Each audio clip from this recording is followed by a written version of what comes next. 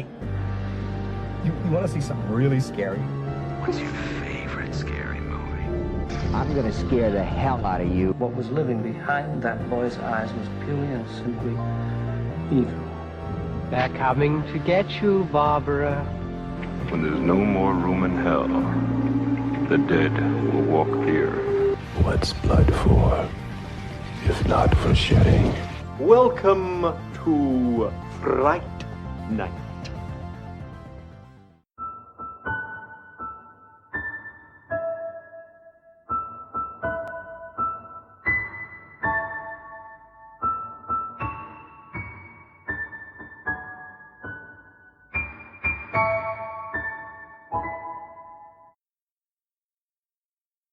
Welcome back to the birthday edition of Jump Scare, the horror podcast. I'm Betty. And I'm Chad. This week, we're covering Happy Birthday to Me, 1981. Someone's having a party for the top 10, the senior class snobs. Before they get to celebrate, 6 of them will die in the most bizarre ways you'll ever see. Virginia, don't go away. Come over here, Virginia. It is up to you to determine whether you wish to subject yourself to fear, terror, and shock. Because of the bizarre nature of this birthday party, pray you're not invited.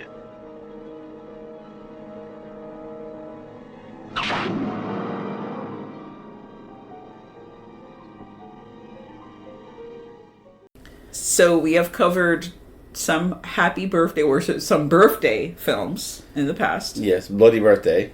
Yes. That was a crazy one. And I don't remember what the other one was. The eclipse is killing everyone. No, never mind. No, I do remember. That was Bloody Birthday. Bloody Birthday, yes. And this is my birthday month. I just celebrated my birthday over the weekend, and I got to choose, well, not that I don't get to choose. It's a democracy. We choose which films we're going to do. But it wasn't democracy this month because I got to choose the films I wanted to cover. We were going to view The Monkey, but life got in the way, so we weren't able to review that. As you may or may not know, I'm an Osgood Perkins fan, so we had to choose another film, and I chose this one because, well, let's start with the classic VHS. So for those that did not get to experience this growing up or alive, you would go to the video store. You know, it's a Friday. You're looking for something to do. You go to the video store. That was my favorite thing to do when I was a teenager. And get a stack of films that you're going to watch either in one sitting that night or, you know, for the next 2 days. And this is one of those classic VHS covers where it's just like, oh, I got to see that. Because the cover to this is one of the kills, which kind of doesn't really happen a lot with posters. Yeah, they don't usually give away the one of the murders on the poster. Yeah, which you told me the actor himself despised the end scene because he had to hold the skewer in his mouth. Hold that in his mouth forever while the whole time. So they redo that over and over again. That had to suck. Yeah. So there's a skewer going through the guy's mouth. He gets shish kebabbed. He does get shish kebabbed. That's the cover. So that alone is like attracts anyone that's looking for a good horror movie for the weekend. And Melissa Sue Anderson is in another film starring, that I love because I believe we covered. And if we haven't covered, we will cover. We did, I believe, that Midnight Offerings. Midnight Offerings, which literally was the same year. The same year. I wholeheartedly believe it had to be the template for The Craft because go back to that. So go on my rant of how they're connected. So she's on this. She was well known at the time for being Mary Ingalls in Little House on the Prairie. Yeah. So, you know, you see her and you already know, yeah, she evil. There's something about her eyes. I just fucking love her. I can't. And, you know, it's another one of those films where I'm watching it again. I've seen it a couple of times. And I'm like, this is a Canadian film. Like, right off the bat, it just has, for me, obviously knowing she's Canadian, Glenn Ford is one of the veteran actors that's also in the film, who was a womanizer of his time. And when you look at this dude in this film, you don't think, oh, womanizer. But back in the 50s, 60s, it's like, oh, yeah, that guy could have been, or obviously was, a womanizer, because regular Joe Schmo, you know, those old time actors, they weren't pretty boys. They were like regular looking dudes, you know. They're not all coiffed with the hair and, you know, Brad Pitt over here kind of looking guy. So he did have an affair with Marilyn Monroe. I'm just gonna throw that out there. Yeah. So, which is good like, for him. Wow. Okay. And a fling with Joan Crawford. I don't know how you go from like Marilyn to Joan Crawford, but okay. I don't think he was particular is how you do that. Well, you can't be a womanizer and be choosy, I feel. Yeah. Right? You're just throwing it all over the place. Anybody that said yes, I think he was like, all right, you're my kind of gal. I feel like he gave him the little chuck on the chin and was like, you're a feisty doll. I cannot. The director was J. Lee Thompson. Now, this guy directed a few things you may have heard of, like the original Cape Fear. You know, which was pretty well known, but then I think the remake of it that Martin Scorsese did in the 90s really kind of cemented the, you know, the craziness of that movie. Oh, it wasn't the episode of The Simpsons? No. No? Okay. Although that is a good one. He also directed the last two Planet of the Apes movies, Conquest of the Planet of the Apes and Battle for the Planet of the Apes, which are not the greatest, but you do get Ricardo Montalban in Conquest of the Planet of the Apes, so you can't beat that. And after this was his last, like, kind of low-budget slasher that he did. He spent the rest of the 80s directing Charles Bronson and other movies for Cannon and Golden Globus. Like, he directed 10 to Midnight and all those, which 10 to Midnight is the crazy Bronson movie about he's trying to hunt down and kill Jan Michael Vincent, I believe, who's running around naked killing people. Okay. Yeah. One of those.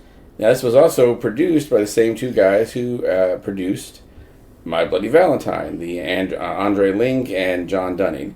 They actually produced, this one was actually finished first, but they rushed My Bloody Valentine into the theaters because, you know, back at the time, everybody wanted to get their holiday horror movie out as fast as possible because they're like, hey, Halloween's made money.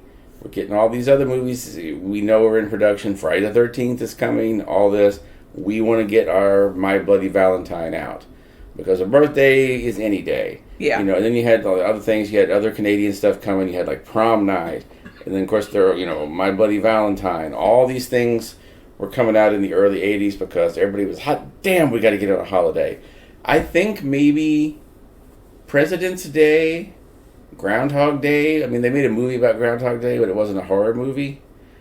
Maybe President's Day is the only one left that they haven't made a horror movie about. No, I feel like Uncle Sam or whatever. That's about July 4th. Oh, July. Oh, duh. Okay, yeah, President's Day. Yeah, like, how would you? You could stretch it and do that, I guess, if you want to. But that's weird. That would be weird. But I have to say, Canada, no pun intended, kills it with their films in the 80s. Like, I am all about Canadian horror, and I mean, hello, these are classic. Now, they did have a different ending for this, but we will touch base on that later, just to kind of give a synopsis about what this film's about.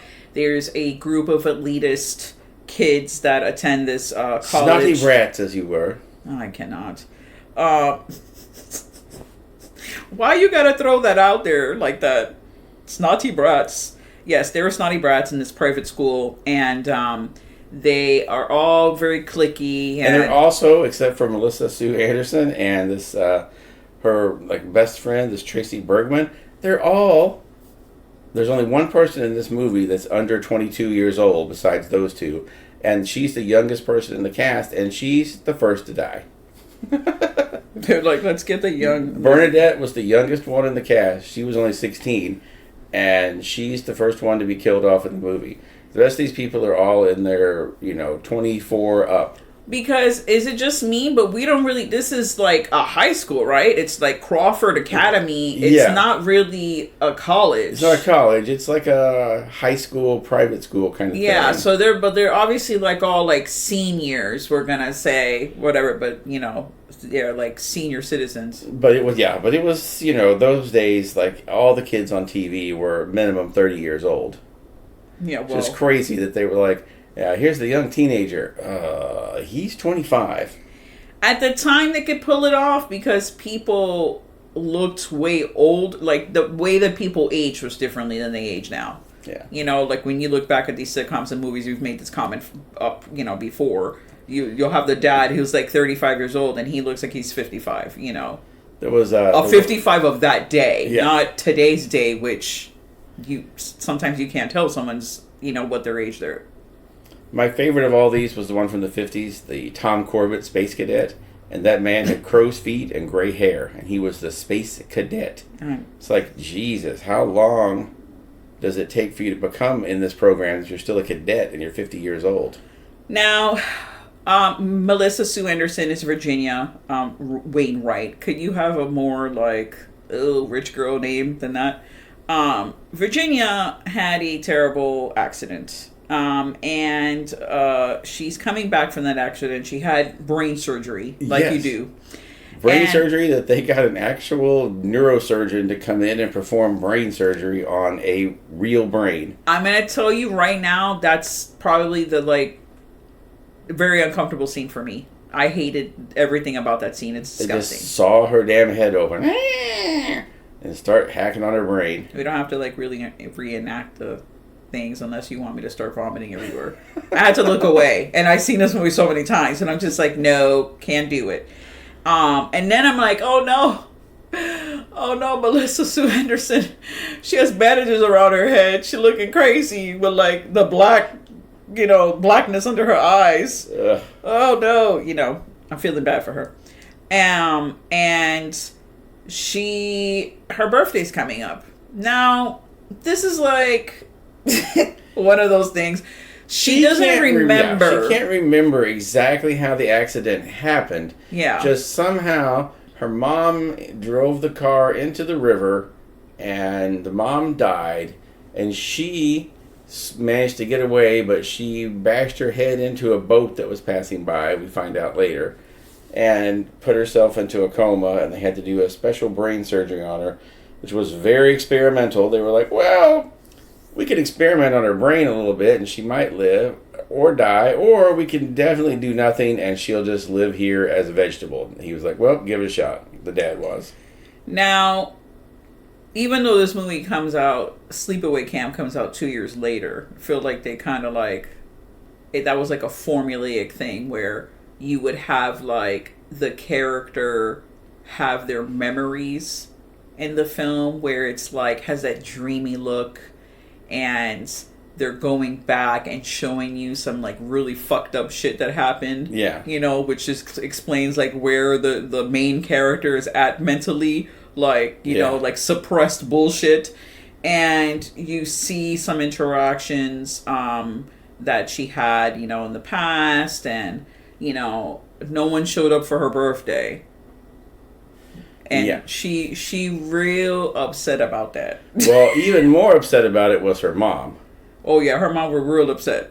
Well, In the memories, we'll find out, we're going to do this a little bit out of order here, but we find out in the memories that the mom had her invite all the top 10, the elite of the academy where she goes, to her birthday party. And nobody showed up because it was another girl, her best friend's birthday. Also... or a party. I don't know if it was her birthday or if it was just a party. They never really specified. I think it was just a party, yeah. Which is why later on, when early in the movie, when she gets separated from her, she removes herself from a situation because she's freaking out because they had a car challenge or whatever where they're jumping off a fucking bridge the cars. So you find out the mom got so freaked out She took the daughter over there to this party, tried to get in. They wouldn't let her in. They were like, "You're not from our social ladder. You're beneath us. We don't invite you to this party because you may have married royal or married wealth, but you're not one of us. Fuck off." The mom is so upset, she drives away. She tries to make it over the bridge, like the drawbridge, falls off into the car, and somehow when the car hits the water, the steering wheel traps the mom into the car, and that's why she drowned. Yeah, and that's why the girl's Virginia's all jacked up. Yeah. Now, so we kind of get that scene again where her friends are doing this.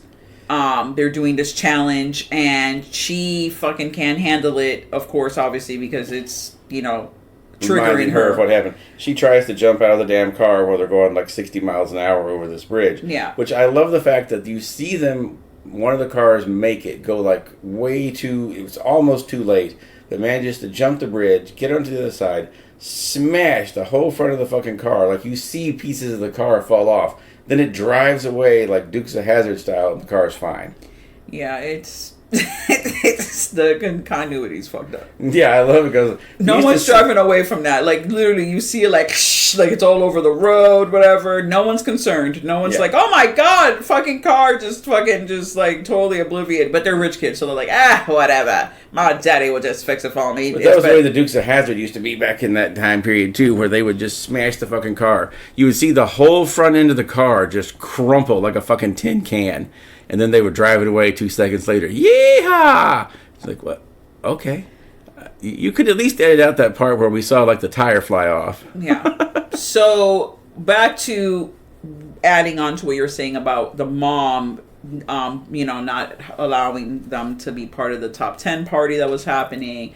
When Melissa Sue Anderson, Virginia, she goes over to the mom's grave, which just happens to be right there. Like she's like going across, like because her house is very strange. She has a house, but then there's a grave in the back, which I know that there's back in the olden times, you could have your family plot behind your house and whatnot, and then there's like a rant, and then there's. And then there's like some crazy like trees and rubbish, and then there's like a cottage. It's just a lot of weird shit going on, but she ends up and she tells the mom in the grave like, "I've made it to the top 10, Mom." And she's, like so proud and letting her mom know that she finally made it and whatnot. And lo and behold, while all of this is happening, then these kids just start getting murdered one by one. Yeah, someone with leather gloves. Someone in leather gloves is murdering the people of the top 10. Just like in any film, even in Scream, when they try to throw you off with the fucking sheriff's boots, which is like the first thing that I remember, right? Of like, oh, everyone's a suspect, right? Which literally is a line in the film. They, right off the bat, after the first murder, which you said was the youngest person in the cast, after she gets murdered by person that's wearing the black leather gloves, then we see everyone is at the bar. All the top 10's at the bar, right? But who's missing? Melissa Sue Anderson's missing. She comes in, she's late. She is wearing black leather gloves, and she takes them off. So they're not even trying to hide the fact, like, this bitch is the killer. They're like, here you go. If you're paying any fucking attention, you're like, that's kind of sus. She's weird. But then they have, like, weird character, like they have the nerdy guy that looks like, who would I say he looked like? I forgot right now. But they have like the really looking nerdy guy, like the Robert Carradine of the bunch, who's there with this like pet rat, who's a taxidermist, who later on there's an amazing scene where the Virginia and the best friend kind of end up, they're looking for him. They kind of end up at his like dorm room or whatnot, and they see like all the taxidermy shit everywhere, and they see something weird, like just something covered on top of the table, and they lift it up, and it's the fucking girl that's been missing, who was killed at the beginning of the movie. Her fucking head. Her severed head is there, and that shit looks amazing. It looks so fucking real.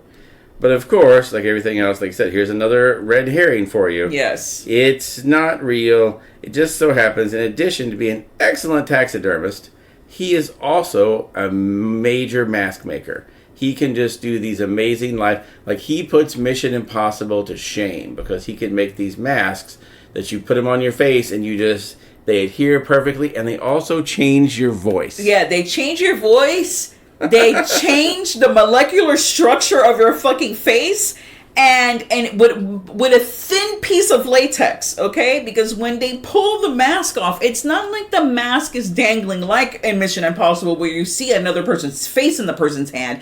It's just a thin piece of latex that's dangling. It looks like one of those fucking face masks that everyone uses now, like those wellness face masks that people put on their face. It looks like that. It looks like that, but clear. Like latex colored, like cream colored. It's fucking nuts. Which you later find out in the movie. There's so many crazy scenes in this film. That's why I love the film so much, because everything is just so like bananas, and everyone's getting knocked off one by one. The kills, great. I love the kills. They're fucking great kills.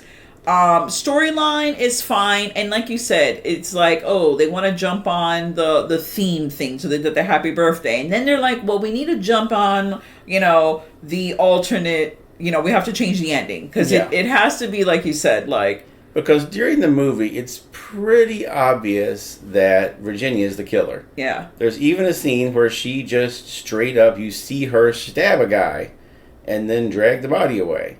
Then you see later in the same scene, she is the one who pushed the shish kebab through the guy's face and then just pushes him away and then doesn't remember what happened. And it's like, oh no, why did that guy never show up last night for our date? And you're like, oh, okay. She's gone crazy because of this stress in her life and because of the birthday and all that. The accident, the stress from, no one showing up for her birthday and the mom acting all crazy. She's gone wild. Mind you, that happened like fucking, let's say she was 12 when it happened. Yeah. It was like 6 years or 5 years before. 4 to 6 years ago. Which is like, okay, you haven't let this go. Like, you weren't invited to this party. No one came to your birthday party. But I guess when you're a kid, that could be traumatic. I don't know. I never experienced that, so I couldn't really speak to it. But it was enough to like drive her. And then she's having memory like blockages. Like, she can't remember things. She's having forgetful moments. Her dad, she has a weird, a strained relationship with the dad. And that's because the mom... oil company, because the mom married up out of her social class. Yeah, out of her station. But then the mom and the dad were both separately having their own affairs, like, right? Yeah. Maybe? I don't know. There's a lot of weird bullshit going on, which adds to, like, oh, of course she ain't right, because, she's touched. And, this is one of those movies where, there's a lot of stuff. Of course, you've got the characters. They all like to do these funny pranks. Like, oh, hey, let's get these guys and let's buy them a beer at the bar. And let's put a rat in their beer. Let's put the guy's rat in their beer. That's a funny joke. Yeah, okay, that causes a nice bar fight. Only because the guys were singing and annoying them. Yeah, they were singing the 99 Beers on the Wall, which was part of, like, those weird clubs men used to be with the little hats. I forgot the name of those clubs. Looks like it's a Mensa club or whatever. The Masons. Or the Masons. There you go. Or the Buffalo Lodge or something like the Elk Lodge. I always think of the damn Flintstones where they went to the water buffalo. They wore the damn hats with the little horns. I cannot. That's what you think about when you see those things? Okay. Yeah. So, yeah, some kind of club, right? And they're singing their stupid song, so that annoys the rich kid. He's like, I hate these guys. You need to stop singing the song. So they do that shit. The head, severed head, that was going to be a prank, right? That was going to be a prank he didn't get to yet. Yeah. Because he got murdered. And all these people are assholes. They're always doing all kinds of annoying pranks. Even like there's one where they're underneath, they're in like a viewing area where you can see underneath the pool, and the one girl kind of pretends to drown just to freak out Virginia. Yeah, they're funny guys. Yeah, which is the typical. I mean, if you're gonna get like deep in the film, right? Even though yes, this is in Canada, but the whole thing of like the social status, like the whole like privileged kids are able to get away with all of these stupid fucking pranks. They're running the town, the town's like over them because they're getting away with all of these bullshit, pranks that they're doing. They have nothing better to do with their time than do these. And yes, fine, they're kids, right? They're teenagers. Teenagers are gonna do ridiculous things, but they're just they know they're truly not going to get really in trouble because of who their parents are. Yeah. You know, and then you have Virginia, who isn't part of that social set, even though her father does have money. You know, like you said, the mom's tainted because she didn't come from that world. She's new money. So there's no respect there. And, you know, Virginia is trying to prove her worth to these kids.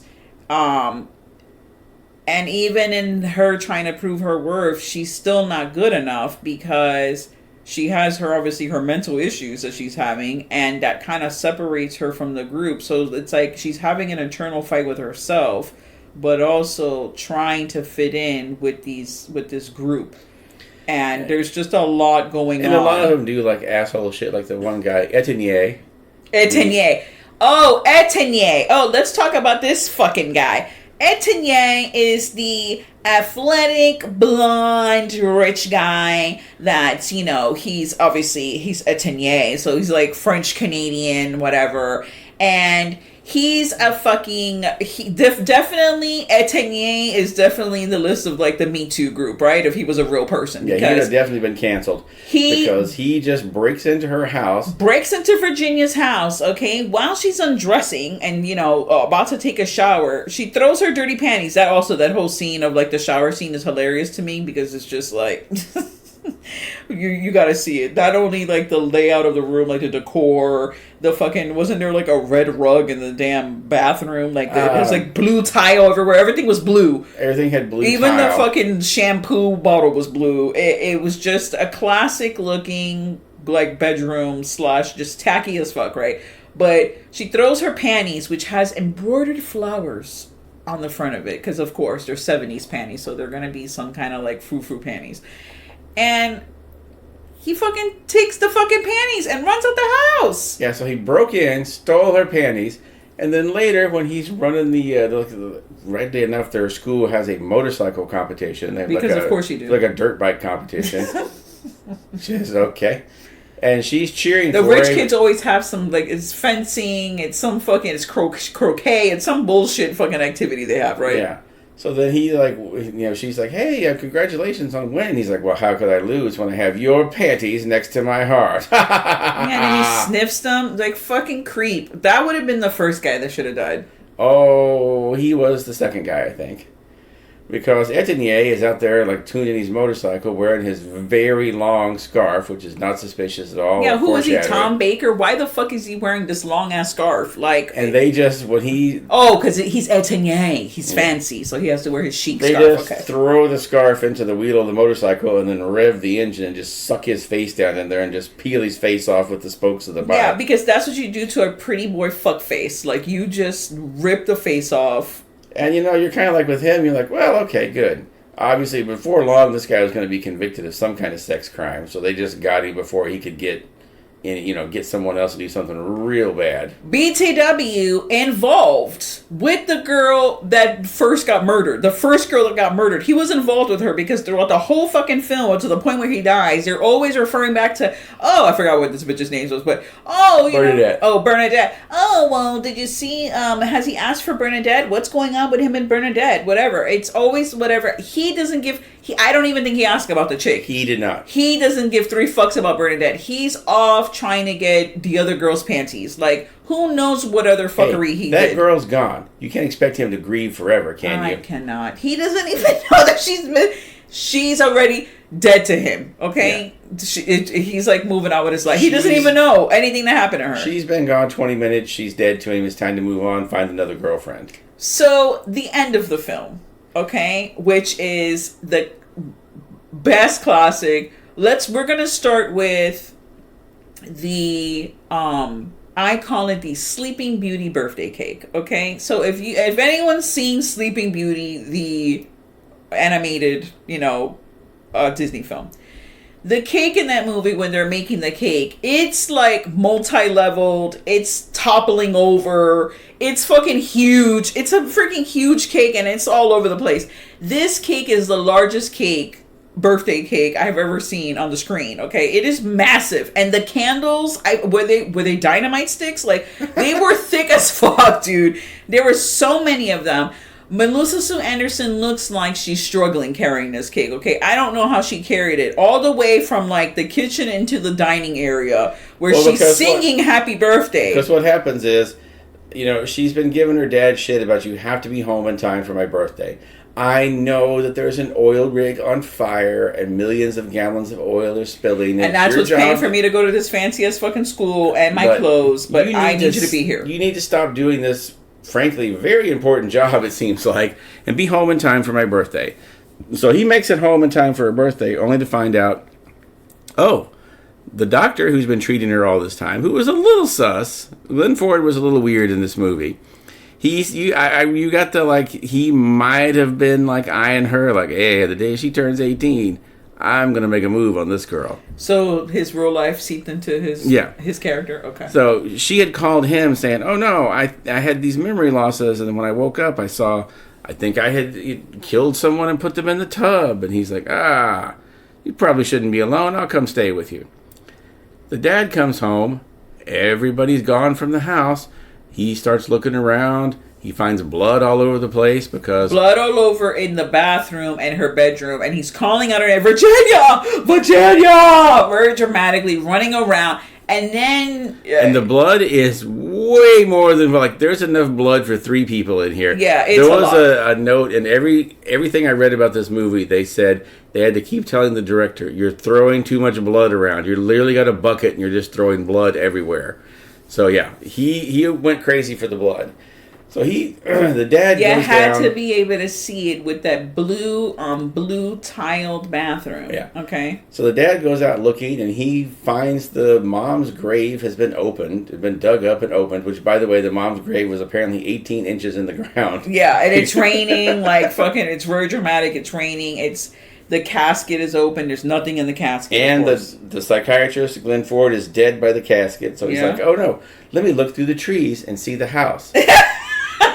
And then so he gets up and he runs a little further, and he's still in the same point of view. The same trees are there. And he's like, oh, no, the house, there's a light on. So then he runs a little further, and through the same set of, like, trees, he sees the house. I was like, oh, no, he's going to open the door to the house, and those same trees are going to be inside. I'm going to tell you right now. If I make a fucking horror film, a spoof horror, that's gonna fucking be in it, okay? Because that scene is classic. So yeah, the dad runs into the house. Everybody eventually gets there. He gets there. He comes in and to the cottage, sir. It's the cottage. To the cottage. And in the kitchen, there's the nice round table with everybody that's been killed so far. Everyone's dead. Sitting around it. There's the poor guy with his face ripped off. There's they've got like strings holding him up and birthday hats on. The face ripped off guy, shish kebab guy is there. The girl who got her throat cut at the beginning is there. Everybody's just sitting around the table. This is exactly what I want my next decade party to be. When I go into the next decade, this better be how I enter my fucking birthday. I want everyone dead around, but not really dead. I just want like everyone to pretend to be dead around the table because it is my most favorite reveal of the end. Like, my favorite scene because it looks so fucking crazy how everyone is just dead in the way that they died, right? They're all slumped over the chairs. They're wearing these ridiculous fucking birthday hats. Then you come in. And then Melissa Sue Anderson She's all dressed in white, her virginal white, carrying the largest, like the fucking cake is like a 2-tiered cake. It's literally half her size, okay? Because she's like 5'1". She's a very short woman, right? She's freaking carrying this massive thing and singing with her happy birthday to And the dad is like, oh, what the fuck have you done, Virginia? It's the saddest moment also. Daddy, don't you wish you had come to my birthday? And then she uses the cake server. The cake, which is the skinniest, longest. It reminded me of that fish. What is it, like a barge, like a bear knife? There's a weird jaw knife shift. Yes. It looks like that the it's so sharp and it's weird. It's like a fillet knife that they're using as a cake server. Yeah, it's not. There's no part of the cake they're going to be able to balance on that fucking slice. So she just cuts the dad's throat, and then you're like, okay, well, everybody's dead now, even the dad. And that's when the body of her friend that's sitting over there, Anne, raises up, and oh my God, it's Virginia. No. That's not how that works out. You forgot a very important detail in this scene. She literally takes her dress off. Like, she puts on clothes. And she's... no, I'm sorry. She just whips the dress off, remember? And then yes. the clothes are under it. And she's wearing, like, a green sweater. And she goes over to one of the party guests. And she brings her head forward. And you see that it's the friend, right? That's when she literally takes the clothes. That girl's wearing the same outfit now she's wearing, which is the fucking green sweater, right? Yeah, that's when you see that's Virginia. And she takes off her skinny ass mask, the mask reveal, and it's the freaking best friend. Yeah, she was pretending to be Virginia. Yes, and oh my God. All the scenes where you saw Virginia commit murders was actually Anne. Yes. And who you thought was Anne dead at the table is actually Virginia. Yes. And Virginia's like, yeah, I did this because you ruined my birthday party.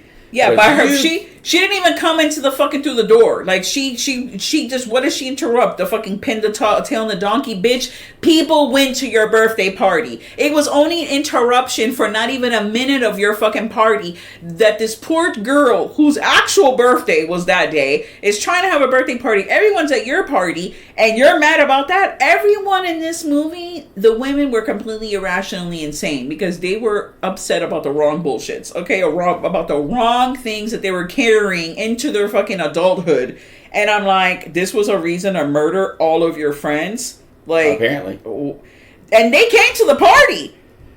All of those people went to the girl's aunt's party. So, like, why did she have to kill them? See, that's what makes... And that's not even... And I would understand if all of the top 10 were all, friends with Virginia, and they were all close best friends, you know what I mean? But Virginia got the raw end of the deal. And the most fucked up thing out of there's two really messed up things in this film in the end. The dad dies thinking his daughter is a fucking serial killer. Yep, and they killed him as well. And it killed him, but and killed him. So that's just tragic.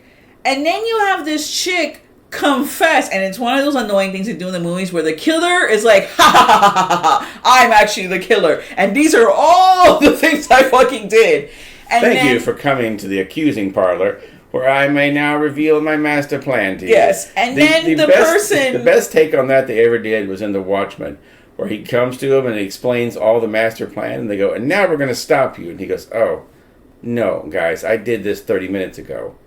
That way there was no hope of you stopping me. I just wanted to tell you about it now. And you're like, oh, yeah, that was smart, wasn't it? Yeah, because the villain always wants to freaking do that, and then he gets caught, and then he doesn't get to fucking, do his master plan. But she goes and she confesses and does all these things, says how she did it, everything, okay? And then, of course, Melissa Sue Anderson, she's fucking shooketh. She sees her dad there, all her friends are dead. Like, she doesn't know what the fuck is going on. She's in the reveal scene, they show Anne, obviously dressed as in disguise as Virginia, put the she chloroforms her like multiple times. I don't know how many friends there are. 8 friends, like fucking 8+ times. So she's all drugged and chloroformed. Her brain is probably fucked up. By the way, this is the fastest acting chloroform in the world. Yes, it is. Like, and I love how the arm just comes out of like it's like she's walking down a hallway, and then all of a sudden in the frame is just an arm with the chloroform thing in front of the girl's mouth, and she just collapses to the floor like instantly. And the montage of that is amazing. Yeah, I'm gonna actually edit that, and I'm gonna post that because it's one of my. I actually that's why I love the whole movie as a whole, because there's so many. Like I said, I just love so many insane scenes. And then of course she defends herself and just whatever. And then of course that's when the cops come in and sees Melissa fucking Anderson, Virginia, just holding a fucking knife with standing over the girl who's like finally slumped over dead. And then a party room full of dead people, and they're like, the cop looks at us and goes, oh, God, what did you do? And she says nothing, because what is she going to say? And then it just ends. And that's the second thing that's the most tragic in this film. Yeah. So she's obviously going to jail for life. For life, for doing nothing. For doing nothing. So not only did she not have her birthday party, had her trifling mom fucking die in front of her fucking eyes, okay? Had to undergo brain surgery, reconstruction bullshit, years of fucking therapy for her brain and going to this fucking pedo fucking counselor. Then finally joining up with the fucking group, who the group ends up to be a bunch of fucking assholes that she doesn't even like, okay? With crazy fucking guys, like especially they have to deal with the whole Etonier thing. So she's disgusted by them.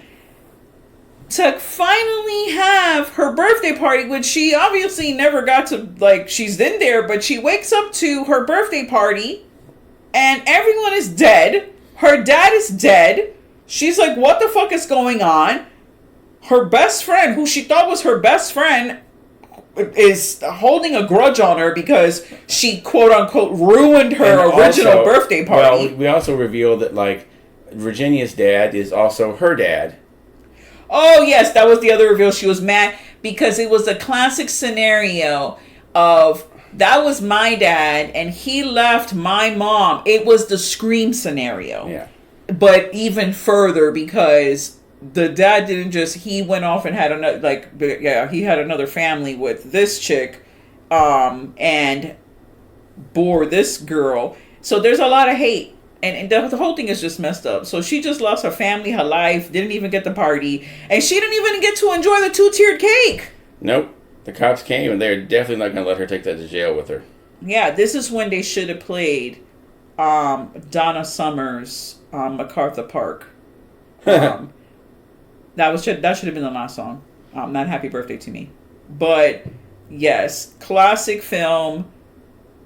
Great 1981 slasher. You know. One of the great Canucksploitation movies. Yes, Canucksploitation movies.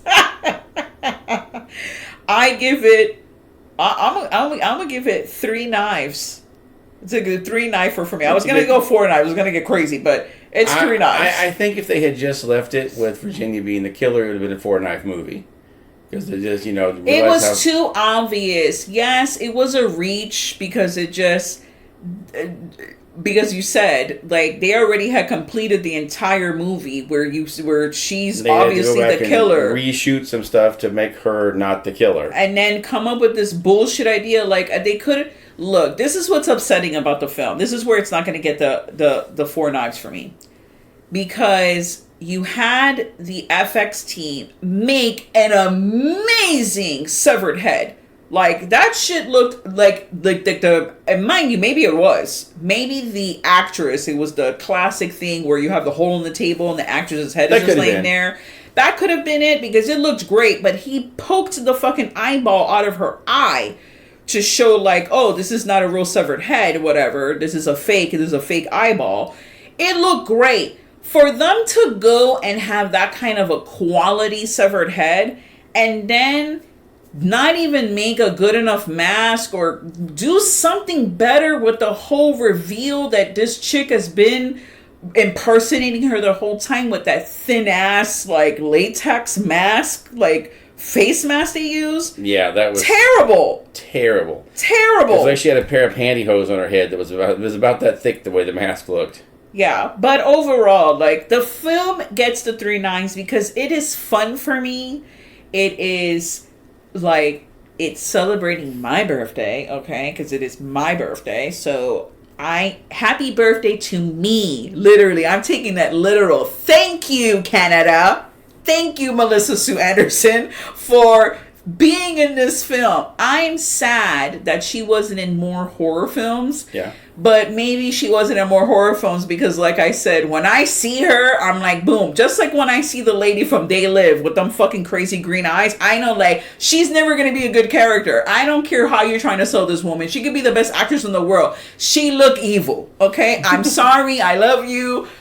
You're great. But you just look evil. Even when I saw that woman... 10 years ago, and I saw her, I couldn't even look her in the face because I felt like she was gonna fucking suck my soul away, okay? So I just couldn't do it. So yes, Three Knives.